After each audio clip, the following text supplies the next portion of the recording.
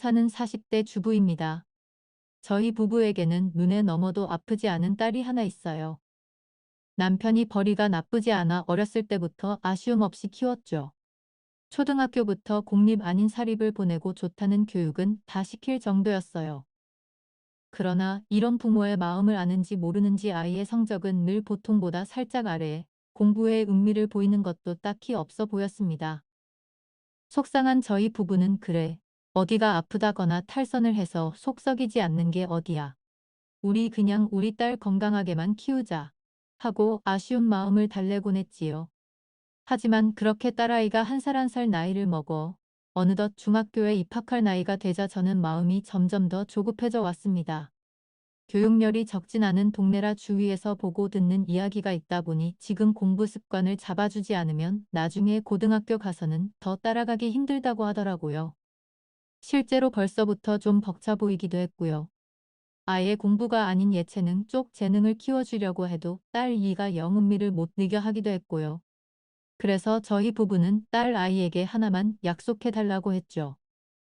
엄마랑 아빠랑 우리 이가 하고 싶다고 하는 건 뭐든 서포트해 줄 거야. 하지만 하나만 약속하자. 공부는 중간이라도 하는 거야. 알겠지? 딸아이는 선심 쓰듯 그러겠다고 했습니다. 그래서 중학교 내신이라도 챙기자며 저희는 과외 수업을 붙이기 시작했어요. 가뜩이나 공부에 흥미가 없는데 학원에 보내면 친구들이랑 놀기만 하고 더욱 마음을 못 잡을 것 같았거든요. 거래서 동네 친한 맘들이나 학교 학부모 모임 등에서 괜찮은 선생을 수소문했습니다. 너무 어린 선생 말고 경력도 좀 되고 아리도 카리스마 있게 잘 컨트를 할 줄 아는 그런 노력한 선생이었으면 좋겠다고 생각하면서요. 그렇게 몇 명의 선생과 테스트 수업을 하고 마침내 저희 아이와 잘 맞을 것 같은 선생 한 명을 찾게 되었어요. 아이도 꽤나 마음에 드는 눈치더군요. 무엇보다 학벌도 나쁘지 않고 대치동에서 강사를 했던 경력도 있다고 하여 마음이 갔습니다. 그래서 그 선생을 저희 집에 들이게 된 거죠. 그러나 그 선생이 저희 집에 어떤 파장을 울고 울지 그때는 미처 알지 못했습니다. 3월에 개학을 하고 학교 생활에 정신없이 저금하는 딸아이를 보며 기특하기도 하고 안쓰럽기도 했어요. 학교 수업 마치고 집에 오면 교복만 갈아입고 바로 과외 준비를 하고 학교 숙제도 해야 한다고 울상인 아이에게 이번에 시험 잘 보면 핸드폰을 바꿔주겠다느니 요즘 아이들 사이에서 유행하는 브랜드의 비싼 운동회를 사주겠다느니 달콤한 말로 어르고 달래었죠. 과외 선생이 와서 아이와 수업하는 소리를 문 밖에서 살짝씩 엿들을 때면 그 선생도 우리 아이를 우쭈쭈 할 땐 우쭈쭈 해주면서도 휘어잡을 때는 확실히 휘어잡으며 수업을 잘 이끌어가고 있는 것 같더라고요. 1학기 첫 중간고사가 있던 날 시험을 미치고 집에 일찍 온 아이의 얼굴을 보니 시험 결과가 꽤 좋은 듯 했습니다. 우리 딸 시험 보느라 수고 많았지. 엄마가 우리 딸 좋아하는 갈비찜 해놨으니까 이거부터 얼른 먹어 하면서 저는 은근슬쩍 시험 성적을 물어봤죠. 그랬더니 딸 하는 말이 엄마 나 이번에 수학 100점 받았잖아. 대박이지? 우리 딸 성적표에서 100점 하라는 숫자를 본 게 언제였던 건지 기억도 가물가물했었는데 말이에요. 저는 될 듯이 기뻤습니다. 세상에 우리 딸 기특해야.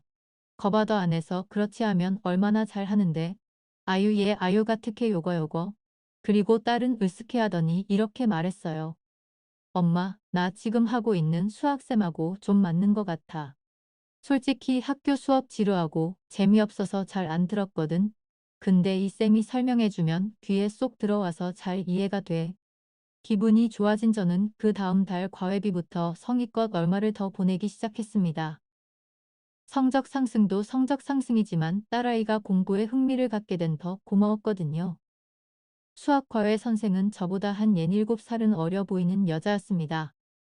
생긴 것도 예쁘장하고 목소리도 맑고 또렷해서 아이를 가르치는 일이 천직처럼 보였죠. 과외 선생이 아닌 여자로 봤을 때도 솔직히 여자인 제가 봐도 마치 20대 같은 외모와 날씬한 몸매가 참 예뻤어요. 부럽고 좀 질투도 나더라고요.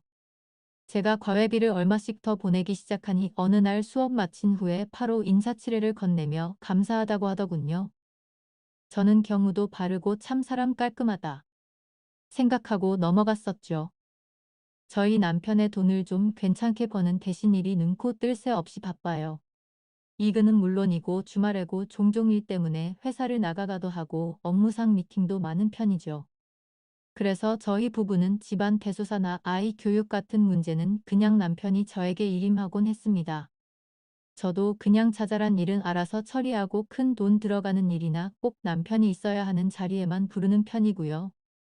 그래서 아이가 과외를 하는지 어떤지 성적이 잘 나오는지 어떤지는 사실 남편은 신경 쓸 겨를이 없었을 거예요. 그러던 어느 날 남편이 드물게 일찍 퇴근하겠다고 저녁을 집에서 먹겠다고 연락이 왔습니다. 오랜만에 새 가족이 단란하게 저녁 식사를 하겠다 싶었죠. 그래서 얼른 장을 봐다가 오랜만에 솜씨를 좀 발휘했어요. 그리고 그날은 저희 아이 과외가 있던 묘일이었죠. 그래서 저는 인사치레 반을 섞어 아이 과외 선생에게도 말했습니다. 선생님, 저녁 약속 없으시면 저희 집에서 저녁 식사하고 가세요. 그랬더니 의외로 흔쾌히 그러겠다고 하더라고요. 저는 수저를 하나 더 놓으며 곧 아이 아빠도 불거라고 얘기해뒀죠. 그 사이에 과외 선생과 꽤 친밀도가 높아진 우리 딸 은 선생님하고 밥 먹는다고 하나 신나 보이더군요. 학교에서 있던 일이며 친구들하고 뭐 때문에 다퉜고 화해했고 하는 얘기를 조잘대며 우리는 같이 남편 귀가를 기다렸어요. 피리링하고 현관문이 열리는 소리에 나가보니 남편이 들어왔더군요. 못 보던 구두가 있네 하며 들어오는 남편과 막 자리에서 일어 나 인사를 하려던 과외 선생의 눈이 서로 마주쳤습니다. 그런데 그 순간 묘한 기류가 흐르더군요. 여보, 우리 이 수학 과외 선생님. 내가 저번에 우리 이 성적 많이 올랐다고 말했었지? 이 쌤 덕분이잖아. 저는 묘한 공기가 어색해 괜시리 오버하며 남편의 외투를 받아들었습니다. 남편은 아무런 대꾸 없이 손 먼저 씻고 안 뗐다며 욕실로 들어갔죠. 그런데 갑자기 과외 선생이 저에게 어머니, 죄송하지만 식사는 다음번에 해야겠어요. 제가 집에 중요한 일이 있었는데 순간 깜빡했네요. 정말 죄송합니다. 마이너스하고는 뭐라 대꾸할 틈도 없이 후다닥 집을 나서더라고요. 저는 당황스러웠지만 뭐 급한 일이 있으신가 보다 생각했죠. 손을 씻고 나온다던 남편은 불일이라도 본 건지 한참 만에 나오더군요. 그러고는 두리번대며 과외 선생을 찾는 눈치였어요. 그래서 제가 뭐 급한 일이 있으시다네. 그냥 우리끼리 먹지 뭐. 오랜만에 셋이 단란하게 저녁 먹으니까 너무 좋다. 이게 정말 얼마만이야 하며 식탁에 앉았죠. 그런데 남편의 눈치가 심상치 않아 보이더군요. 그날 밤부터였던가. 남편은 원래 일이 너무 바빠 늘 피곤해해요. 그래서 어디서든 머리만 대면 꿀잠을 자는 스타일이죠. 그런데 그날 밤부터 남편이 자꾸만 뒤척대더라고요. 이쪽으로 누웠다 한숨 한 번, 저폭으로 누웠다 한술 한 번, 참다 못한 제가 에휴. 자기 정말 나까지 못 자게 왜 그래? 왜? 뭐 심란한 일 있어? 하고 물었더니 고개를 저으며 아니라고 하더군요. 저는 회사에서 뭐 안 풀리는 일이 있나 싶어 그냥 얼른 자라고 하고 곧 잠에 들었어요. 그리고 그 이후로 계속 남편이 수상해지기 시작했습니다. 평소에는 입혀주는 모찰만 입더니 어느 순간부터 다른 넥타이는 없다. 서치 이거 말고 다른 색이 낫지 않다. 하면서 요상한 멋을 부리기 시작하더라고요. 그리고는 제가 아무리 이거 저거 사다 두고 뿌리라고 노래를 불리도 안 뿌리던 향수를 조금씩 뿌리기 시작했죠. 왜 여자를 그런 촉 있잖아요. 자기 남자가 조금이라도 이상해지면 유독 날이 서게 되는 거요. 그런 촉이 저도 느껴지더라고요. 그때부터 조금씩 찝찝하고 불길한 나날을 보내게 됐죠. 하루는 남편 회사 근처에서 아는 친구와 점심 약속을 하게 되었습니다. 친구가 점심만 먹고 얼른 가 봐야 하는 일이 생겼다 길래 저도 잘됐다 싶어 남편 얼굴이나 보고 들어가야겠다고 생각하고 남편에게 연락을 했어요. 그런데 이상하게 계속 연락이 안 되더라고요. 평소에는 회의 들어가도 걔 회의 중이라는 문자를 남겨주곤 했는데 말이에요.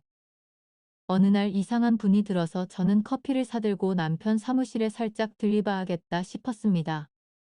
사무실 문을 열고 들어서니 저희 집에도 몇 번 온 남편 아랫사람이 있더라고요. 그 직원분께 혹시 저희 남편 많이 바쁜가요? 근처 불일 있어서 들렀는데 회의 중인 건지 연락이 잘 안 돼서요. 커피만 주고 가려고 잠깐 왔어요.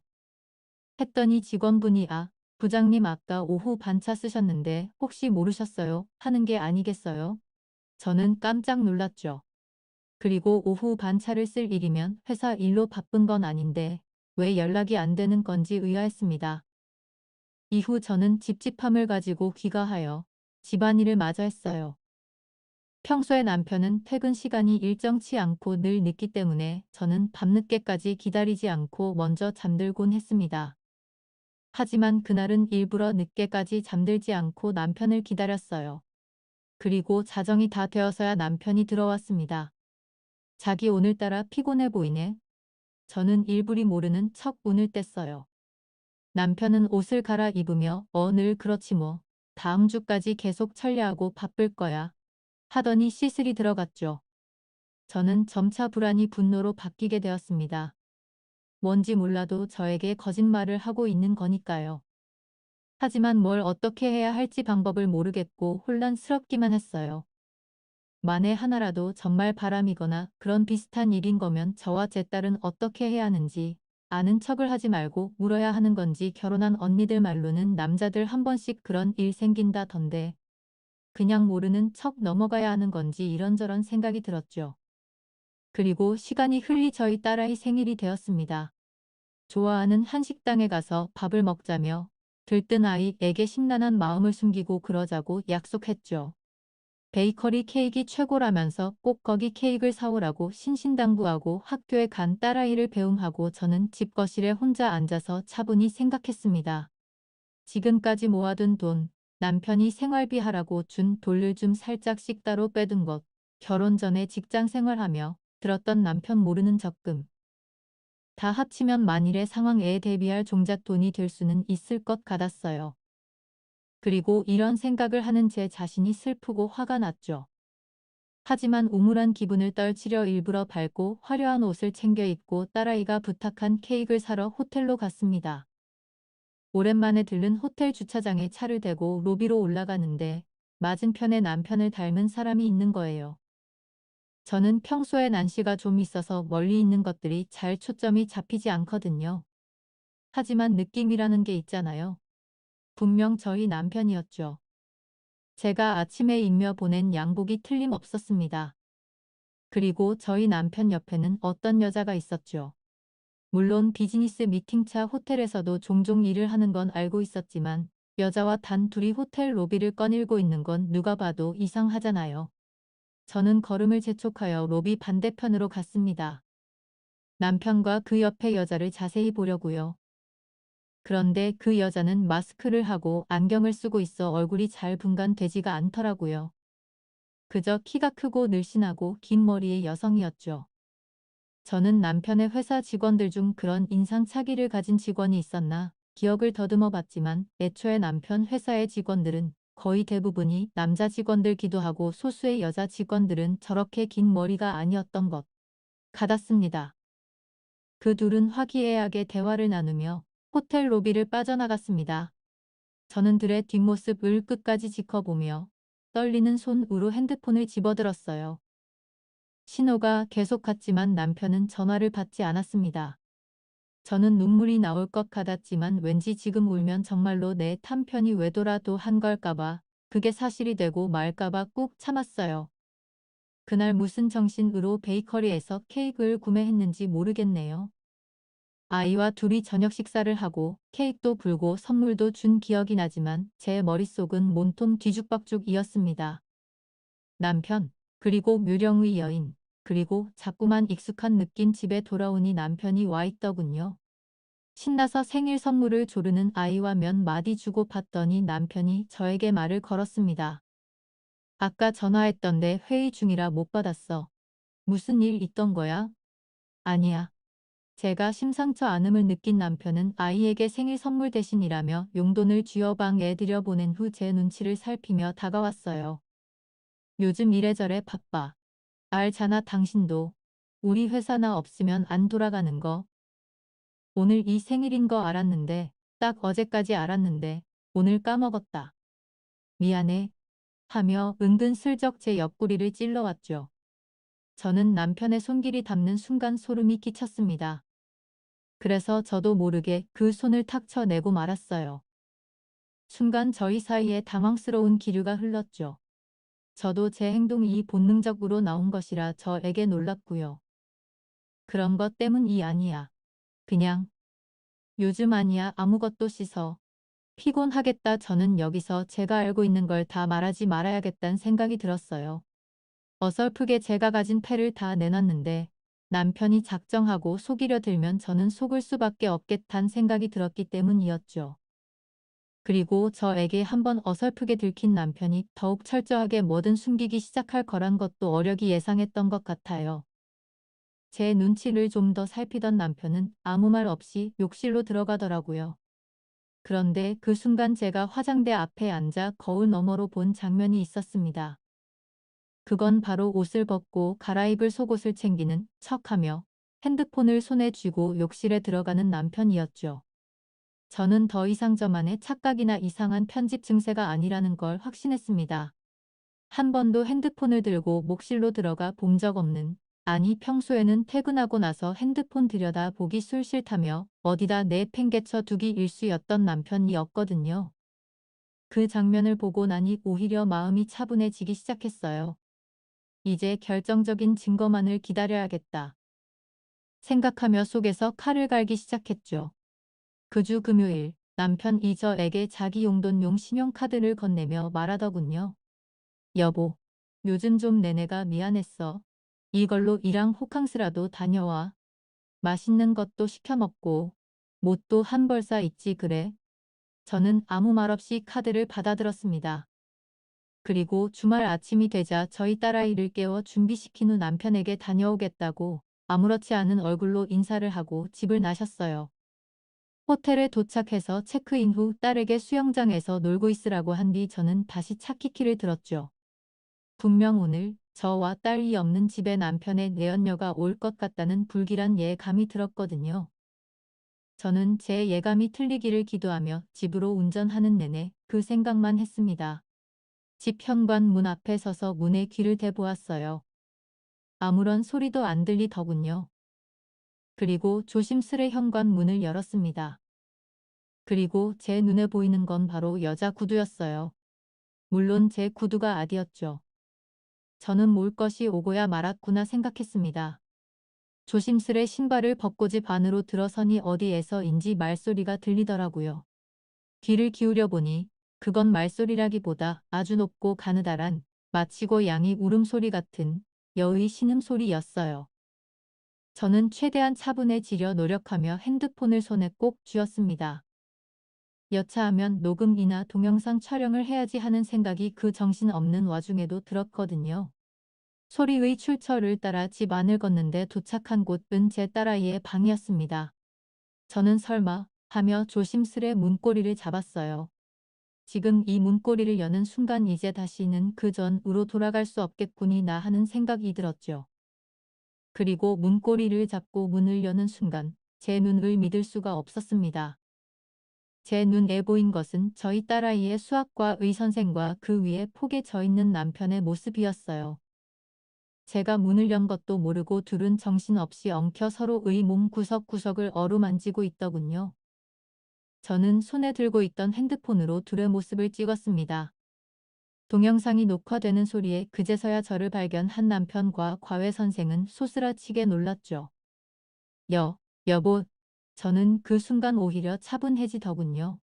몇 주 동안 저를 괴롭히던 실체 없는 불안과 분노와 초조함이 오히려 눈앞에 드러나 실체를 확인할 수 있어서였는지도 모르겠네요.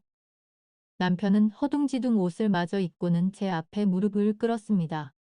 과외 선생이라고 부르고 싶지도 않은 그 여자는 제 딸아이가 덥고 자는 이불로 몸을 가린 채 눈물을 올리기 시작했죠. 저는 무릎 꿇고 앉은 남편을 지나쳐 그 여자에게로 갔습니다. 저를 말리려고 엉거주춤 일어나 던 남편이 미쳐 다 추스르지 못한 바지에 걸려 자기 혼자 넘어지느라 절 말리지 못했죠. 아주 꼴 우습더군요. 저는 그 틈을 타 그 여자를 후려쳤어요. 그리면서 어디 감히 덜이웃녀 내 딸 입을 을 뒤집어 쓰고 앉아있어? 네가 감히 지금 이 방에서 덜 이운 짓거리를 해? 하고 소리쳤죠. 어머, 어머니, 죄송해요 어머니. 흐, 어머니 같은 소리하고 자빠졌네. 뭐, 네가 선생이야? 네가 이리고도 선생이야? 그 여자는 더 크게 울지도 못하고 바들바들 떨었습니다. 잠시 후 얼빠져 있던 남편이 정신을 차렸는지 달려와 저에게 호롱쳤어요. 당신 아무리 그래도 그렇지 이게 교양 없이 무슨 짓이야. 저는 황당해서 웃음이 다 나더군요. 교양관 은 소리하고 있다. 더, 지금 네가 무슨 짓을 어디서 했는지 나 알고 짚어리는 거야. 더 지금 네 딸 방에서 네 딸 가르치던 과외 선생하고 불륜하다. 마누라한테 딱 걸린 거야. 근데 뭐, 터진 입이라고 교양이란 말을 해. 저는 이번엔 남의 머리통을 후려쳤죠. 남편은 할 말이 없었는지 가만히 맞고 있더군요. 그러더니 이번엔 그 여자가 저를 말렸습니다. 어머니 제발 이러지 마세요. 제가 나쁜 여이예요. 하면서 이제 아예 목 놓아 울더군요. 그 꼬라지를 보니 맥이 탁 풀리며 실소가 터져 나왔습니다. 아주 세상에 둘 그냥 드라마를 찍어라 드라마를 저도 모르게 꽉 물고 있던 입술에서 피가 나는 것을 느꼈습니다. 그 피를 보고 그제서야 울컥서럽더라고요. 한풀 기세가 꺾인 저를 확인하고 남편이 저를 침대 위에 앉혔습니다. 내 어디 그 더러운 손을 내 몸에 갖다 대는 거야. 잠깐만 내 말 좀 들어봐 여보. 남편은 사정하다시피 저에게 애걸복걸하며 한 번만 자기 말 좀 들어달라 그러더라고요. 그런데 그러면서 하는 말이 더 가관이 없습니다. 알고 보니 남편과 과외 선생은 대학 선후배 사이였다고 하더라고요. 남편이 복학하고 늦깎이 졸업생일 때 막 신입생으로 들어온 과외 선생을 보고 첫눈에 사랑에 빠졌다나 뭐라나. 하지만 그때까지만 해도 별 불일 없던 늑다리 한량 남편과 달리 여자는 교육자 집안 의고명딸이자 수학교육과의 공식 킹카였다고 하더라고요. 그렇게 여자 집안의 반대를 무릅쓰고 짧지 않은 연애를 하던 둘은 누가 봐도 부러운 풋풋한 캠퍼스 귀풀이었대요. 그런데 어느 날 갑자기 여자의 아버지가 쓰러져 돌아가게 됐고 나쁜 일은 한꺼번에 닥친다더니 아버지 장례 절차를 채 마치기도 전에 보증을 잘못 선 어머니 때문에 빚쟁이들이 장례식장에 쳐들어와 난리도 그런 난리가 없었다고 했습니다.